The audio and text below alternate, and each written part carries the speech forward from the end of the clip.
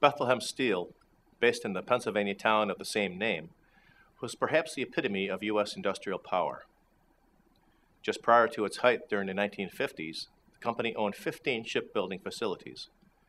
Located from Massachusetts to the San Francisco Bay, these shipyards turned out 1,121 vessels during the Second World War.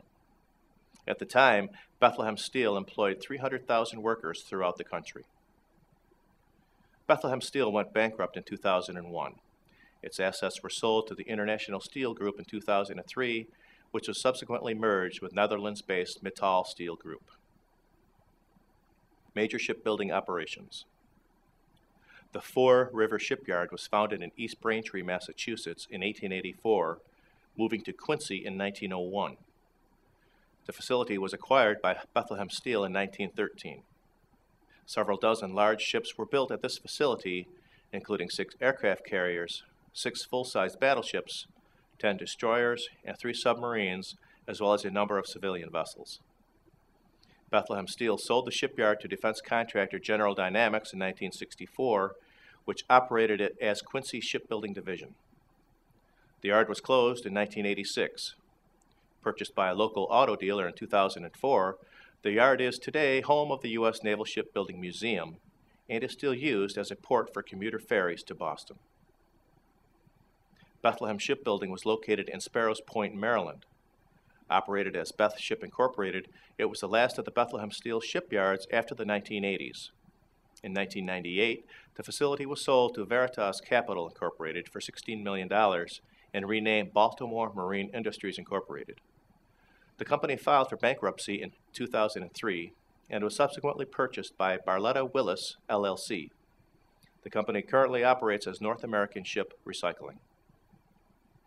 Beth Ship Incorporated was ordered to pay a $500,000 criminal fine by a Texas court in 1995 after pleading guilty to illegally dumping of toxic waste into the Sabine-Neches waterway by its Port Arthur facility.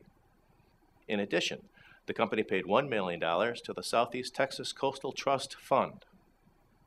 Bethlehem Steel acquired San Francisco's Union Iron and Brass Works in 1906 and the United Engineering Works in 1917. These became known as the San Francisco and Alameda shipyards, respectively.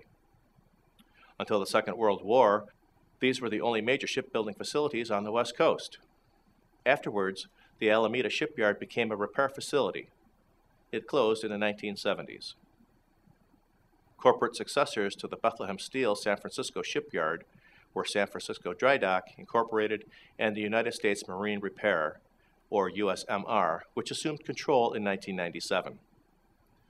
USMR was a company held by the Carlyle Group, a private equity firm that invests heavily in aerospace and defense industries, and whose members include several prominent former leaders of the U.S., UK, Philippines, and Saudi Arabia. The USMR facility was in turn sold to BAE Systems, a British aerospace and defense company which runs the facility today as San Francisco Ship Repair. Asbestos exposure. Given the history of the company, it should not be surprising that the men and women who worked at these facilities prior to 1980 were not provided with adequate protective equipment in the closed environments below deck. People who worked at any of these facilities as machinists, millwrights, welders, metal casters, and machine operators during that time run the highest risk of asbestos-related disease. On the legal side, understanding the history of a company and its successors can be of great assistance when your counsel starts building a case. Thank you for watching. This video was produced by Asbestos.Net, a leading resource on all aspects of asbestos and mesothelioma. Our priority is to inform victims about the devastating effects of asbestos exposure, mesothelioma, asbestos cancer, asbestosis, and other asbestos-related diseases, and to advise them with a wealth of information. Individuals whose lives have been touched by mesothelioma have numerous questions and concerns. Their caregivers and family members also need accurate, reliable information.